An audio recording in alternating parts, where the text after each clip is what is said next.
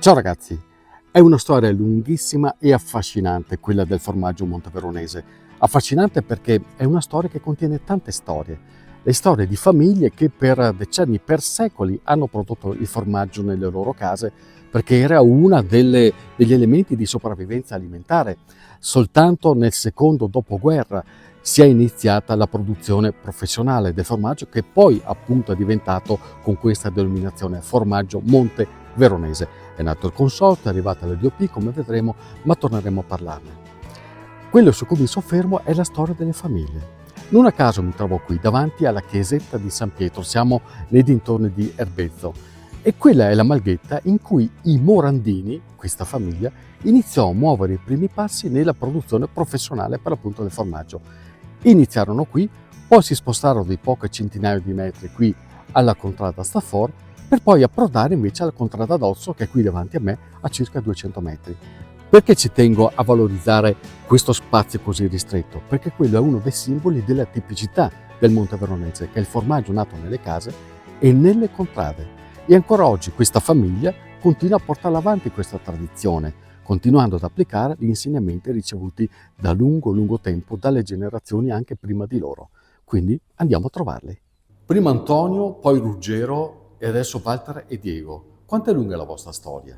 Ma Dio, alla fine è difficile dare una valutazione. Comunque la storia, la dinastia Morandini va di pari passo con produzione del formaggio e quindi di Monteveronese. Quindi praticamente da sempre si è fatto formaggio e Monteveronese in questo caso. E sempre da qui, da questa contrada? Sì, allora diciamo è rimasto tutto a pochissime, tutto racchiuso in contrada, in realtà era partito a 300 metri da qua e diciamo la passione e la produzione del Monteveronese è rimasta all'interno diciamo della contrada dove diciamo regnava la complicità delle persone, la collaborazione e la passione di fare questo formaggio e di conseguenza è nato anche il Monteveronese. Praticamente qui, se ho ben capito, c'era tutta la filiera legata al latte. Esatto, si partiva dalla produzione con l'allevamento, di conseguenza si faceva latte di qualità perché si sapeva la destinazione che andava a fare e poi veniva fatto il prodotto finale, cioè il formaggio monteveronese. E poi quello che rimaneva dalla lavorazione del formaggio c'era il siero che si chiudeva il ciclo perché c'era anche l'allevamento di maiali e veniva usato per l'alimentazione dei suini, dei maiali per poi essere portati a avere una produzione anche migliore per la carne, ecco, e per fare i salumi di conseguenza. Mi dà l'idea di una vita che forse era più semplice all'epoca in tutti i sensi, o sbaglio?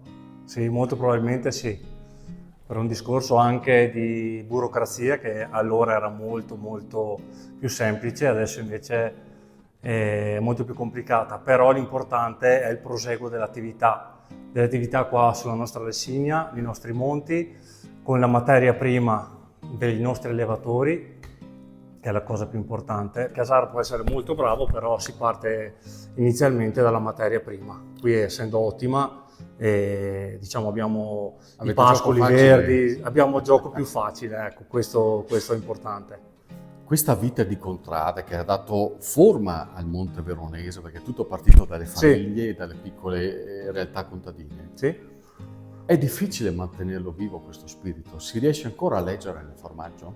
Oddio, fortunatamente si sta notando che molte persone si avvicinano incuriosite da questo aspetto perché ormai siamo in un mondo globalizzato dove tutto funziona nella grande distribuzione, però si sta notando soprattutto dopo il Covid un avvicinamento più alle nostre piccole realtà e questa è una cosa molto bella secondo me. Sta a noi soprattutto cercare di aiutare le persone a capirlo il nostro mondo, il nostro territorio, perché non è così semplice non solo da vivere ma proprio da farlo capire. Oggi, quando si parla del formaggio monteveronese DOP, lo si dà, non dico per scontato, ma quasi, perché la produzione si è fermata nel tempo, oggi sono poco meno di una decina i caseifici che lo producono, e insomma si dà per assodato.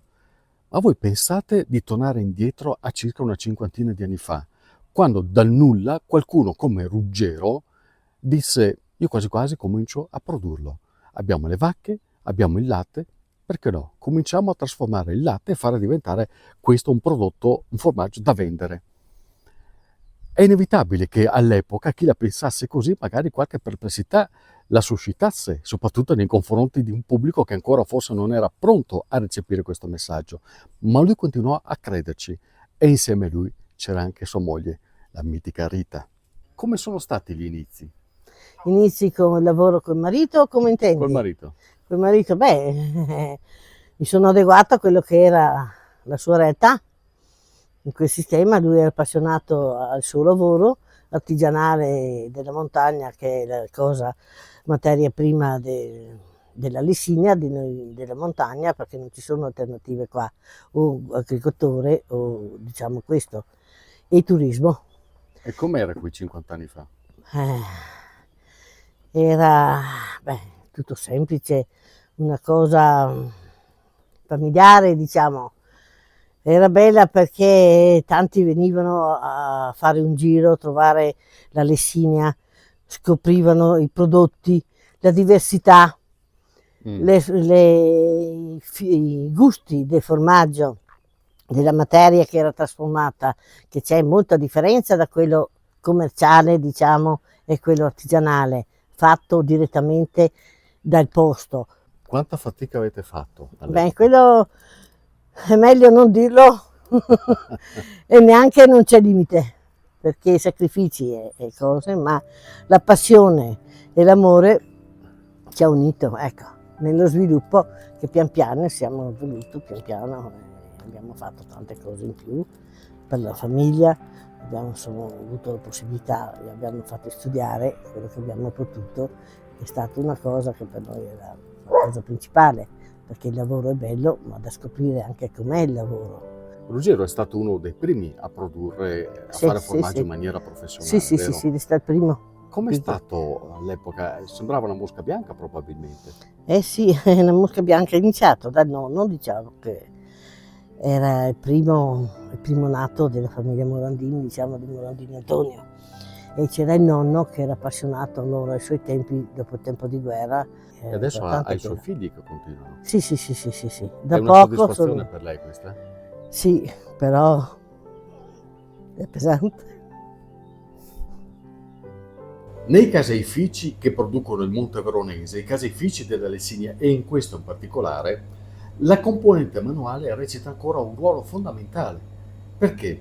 Perché i gesti che vedete compiere oggi da Diego da Walter sono gli stessi che compiva anche papà Ruggero e prima ancora nonno Antonio. Quindi è un patrimonio culturale, è la testimonianza di una cultura del saper fare che si perpetua attraverso la riproposizione di questo prodotto che è secolare, perché da sempre si produce in Lessinia e che da alcuni decenni ha avuto anche la consacrazione attraverso la nascita del consorzio e poi l'arrivo anche della DOP, la denominazione di origine protetta, che certifica la storicità e la tipicità di questo prodotto. E la vera sfida, come adesso sentirete, è proprio questa: far capire che dietro a un formaggio non c'è soltanto un formaggio, ma una vera e propria sfida, ovvero quella di far conoscere un'arte. Io dico sempre che il formaggio, in questo caso il Monte Veronese, è un po' la carta d'identità del territorio, ok?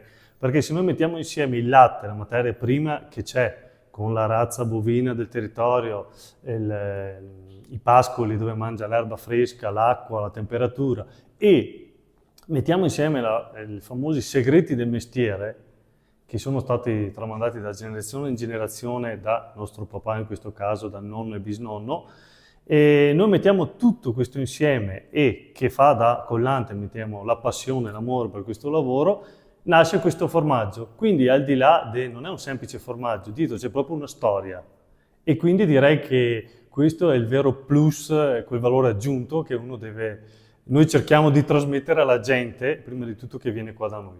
E questa alla fine è un'arte, non è solo un lavoro normale. E qui mi sento libero comunque, quando si lavora qua dentro è una bella sensazione, ecco. Per voi esiste il concetto di resilienza? Sì, certo. Diciamo che qui, non solo la Lessinia, la montagna in generale, penso che sia una cosa molto comune la resilienza, perché mantenere vivi questi usi, questi paesi, queste tradizioni, perché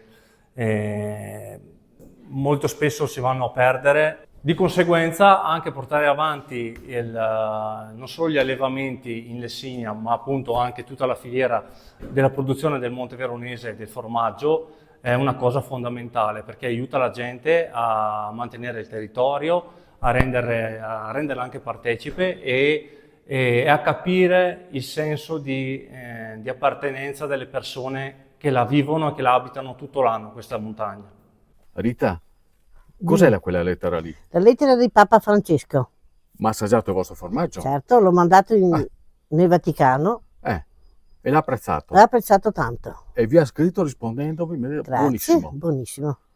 Dimmi la verità, te comprare l'indulgenza, vero? Me l'auguro, che non ho bisogno. Addirittura. Sì, tanto, con quello, tanto. con quello che mi avete dimostrato oggi, guarda, veramente. Insomma dai, qualche piccolo aiuto posso dire che qualcosa mi ha dato per quello. Ascolta, Mi ha dato Rita, la benedizione, quella sì. E questa che benedizione è, Rita? Oh, del creato, Creato della Lessinia, immagino. della Lessinia, Eh, originali e biologiche. ciliegie, ragazzi. Fatte da lei? Sì, raccolte specialmente da me. E ieri sera, finito il pranzo, ho curato le ciliegie, le ho cotte, una delizia unica. Quindi stanotte queste? Stanotte? E vale bene col formaio? Certo. Ecco, Si sposano veramente bene. lo sapeva già, ma così che l'abbiamo detto a tutti. Mi fa Queste tanto domande che a piacere. tutti qua che Sì. Rita, io la ringrazio veramente tantissimo per questa testimonianza, grazie a Walter e a Diego. Una storia di Lessinia ricca di intensità e di valori. Quindi, Rita, torno a domani. Insomma, vediamo tocca. perché cantiero non è semplice, vero? Costo Dobbiamo caro. lavorare e allora come si fa? A fine mese bisogna tirare le file. Sì. Ma adesso ti convincio a me. Ciao ragazzi, ci vediamo alla prossima cantierata. Dalla Rita. Arrivederci, grazie a tutti e saluti. Un abbraccio.